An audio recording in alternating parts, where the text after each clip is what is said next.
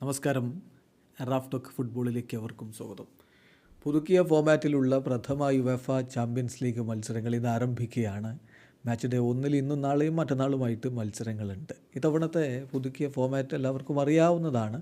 36 ടീമുകൾ മാറ്റുരക്കും. ഗ്രൂപ്പ് സ്റ്റേജില്ല, പകരം ലീഗ് ഘട്ടമാണ്. ലീഗ് ഘട്ടത്തിൽ ഈ വ്യത്യസ്തമായിട്ടുള്ള 8 ടീമുകളോട് ഓരോ ടീമും ഏറ്റുമുട്ടേണ്ടതുണ്ട്.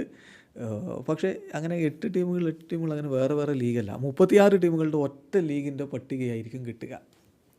അപ്പോൾ പല ടീമുകൾക്കും പല നിലവാരത്തിലുള്ള എതിരാളികളെയായിരിക്കും ലഭിക്കുക എന്നുള്ള കാര്യം ശ്രദ്ധിക്കുക. നറുക്കെടുപ്പിലൂടെയാണ് ഓരോ ടീമിൻ്റെയും ഓപ്പണൻസിനെ തീരുമാനിച്ചിരിക്കുന്നത്. ഇതവണ ആര് കിരീടം ചൂടും? പുതിയ ഫോർമാറ്റാണ്, കാര്യങ്ങൾ എളുപ്പമല്ല. നമ്മളൊന്ന് പവർ റാങ്കിങ്ങിലേക്ക് പോവുകയാണ്. നിങ്ങൾക്ക് വ്യത്യസ്തമായിട്ടുള്ള അഭിപ്രായങ്ങൾ ഉണ്ടാവും. പവർ റാങ്കിങ് നിങ്ങൾക്കറിയാമല്ലോ. ഏറ്റവും കൂടുതൽ കിരീട സാധ്യതയുള്ള ടീം 1-ാം സ്ഥാനത്തും ഏറ്റവും കുറവ് കിരീട സാധ്യതയുള്ള ടീം 36-ാം സ്ഥാനത്തുമാണ്. അപ്പോൾ ഇതിലൊരു പക്ഷേ നിങ്ങൾക്ക് ഇപ്പോൾ തോന്നും ലില്ലി OSC മോശമല്ലാത്ത ടീമാണ്, എന്നിട്ട് അവരെ വളരെ താഴെ കൊടുക്കുന്നു. അത്ര വലിയ സാധ്യതയൊന്നുമില്ലാത്ത റെഡ് സ്റ്റാറിനെ പോലുള്ള ടീം അവരെക്കാൾ മുകളിൽ വരുന്നു. ഇതെന്ത് പവർ റാങ്കിങ് ആണ് എന്ന തരത്തിലേക്ക് തോന്നാം. പക്ഷേ ശ്രദ്ധിക്കേണ്ട കാര്യം, ടീമുകളുടെ പേര് മാത്രം നോക്കിയാൽ പോരാ, അവരുടെ എതിരാളികൾ ആരൊക്കെയാണ് എന്നതുകൂടി നോക്കിയിട്ട് വേണം നമ്മൾ സാധ്യതകൾ കൽപ്പിക്കാൻ. അപ്പം അത് ഒന്ന് ശ്രദ്ധിക്കുക. ഏതായാലും നമ്മൾ ഏറ്റവും കുറഞ്ഞ കിരീട സാധ്യത കൊടുക്കുന്നത് സ്ലോവൻ ബ്രാറ്റിസ്ലാവ എന്ന ക്ലബ്ബിലാണ്. അവരെ സംബന്ധിച്ചിടത്തോളം വലിയ ഒരു സാധ്യതയൊന്നും അവർ തന്നെ കണക്കാക്കുന്നുണ്ടാവില്ല. കോമ്പീറ്റ് ചെയ്യുക, പോവുക.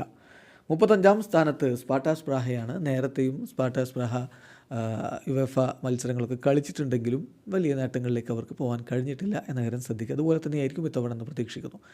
34 സ്റ്റേഡ് ബ്രസ്റ്റ് ആണെങ്കിൽ 33 നമ്മൾ കൊടുക്കുന്നത് സ്റ്റോം ഗ്രാസ് ആണ്. 32 ബൊലോഞ്ഞ.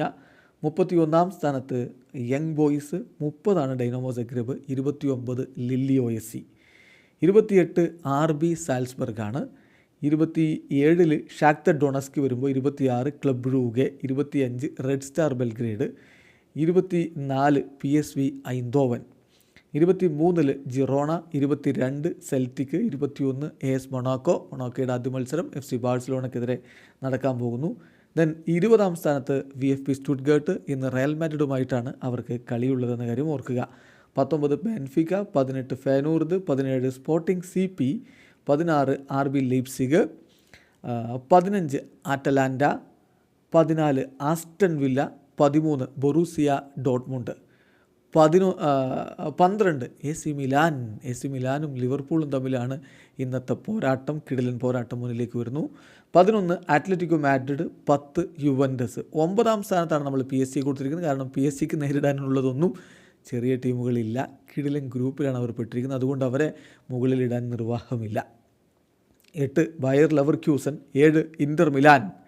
6-ാമത് നമ്മുടെ പവർ റാങ്കിങ്ങിൽ ആഴ്സണൽ വരുമ്പോൾ 5-ാമതാണ് FC ബാഴ്സലോണ. ബാഴ്സയുടെ നിലവിലെ ഫോം വെച്ച് കൂടുതൽ ഉയർന്ന സ്ഥാനം ഒരു പക്ഷേ ആരാധകർ ആഗ്രഹിക്കുന്നുണ്ടാവും. പക്ഷേ യുവതാരങ്ങൾ യൂറോപ്യൻ കോമ്പറ്റീഷനിൽ എങ്ങനെ പ്രകടനം നടത്തുമെന്നുള്ളത് കാത്തിരുന്ന് കാണണം. പ്രത്യേകിച്ച് പരിക്ക് പല ഘട്ടങ്ങളിലും അവർക്ക് വില്ലനാവാറുമുണ്ട്. ഇപ്പോൾ തന്നെ ഡാനി ഓൽമോ ആദ്യ മത്സരം കളിക്കില്ല എന്നുള്ളത് വ്യക്തമായി കഴിഞ്ഞു. 4-ാം സ്ഥാനത്താണ് ബയൺ മ്യൂണിക്കിനെ കൊടുക്കുന്നത്. 3-ാമത് ലിവർപൂൾ. ഏറ്റവും കൂടുതൽ കിരീട സാധ്യതയുള്ള 2-ാമത്തെ ടീം അത് മാഞ്ചസ്റ്റർ സിറ്റിയാണ്. 1-ാം സ്ഥാനത്ത് നമ്മൾ നിലവിലെ ചാമ്പ്യന്മാരായ റയൽ മാഡ്രിഡിനെ തന്നെ കൊടുക്കുകയാണ്. റയലിൻ്റെ ലാലിഗയിലെ തുടക്കം അത്ര മികച്ചതല്ല എന്നറിയാം. എന്നാൽ പോലും ചാമ്പ്യൻസ് ലീഗ് വരുമ്പോൾ അവർ വേറെ ലെവൽ പെർഫോമൻസ് പുറത്തെടുക്കുന്നത് പലവട്ടം നമ്മൾ കണ്ടിട്ടുള്ളതാണ്. അത് വീണ്ടും ഒരു പക്ഷേ ആവർത്തിച്ചേക്കും. എന്തായാലും ഓരോ റൗണ്ടിന് ശേഷവും നമ്മൾ വീണ്ടും പവർ റാങ്കിങ്ങുമായിട്ട് കാര്യങ്ങൾ പുതുക്കിക്കൊണ്ടെത്തും. അപ്പോൾ വ്യത്യസ്തമായിട്ടുള്ള അഭിപ്രായങ്ങൾ ഉണ്ടാവും. അപ്പോൾ ആ ഘട്ടത്തിൽ അത് ചർച്ച ചെയ്യാം. ഏതായാലും കളിക്ക് മുമ്പുള്ള പവർ റാങ്കിങ് ആണിത്. നിങ്ങൾക്ക് വ്യത്യസ്തമായ അഭിപ്രായം ഉണ്ടാവും. കമൻറ്റ് ബോക്സ് രേഖപ്പെടുത്തും. വീഡിയോ അവസാനിക്കുന്നു. ഫുട്ബോൾ ലോകത്ത് കൂടുതൽ വിശേഷങ്ങളുമായി റാഫ് ടോക്സ് എടുത്താം.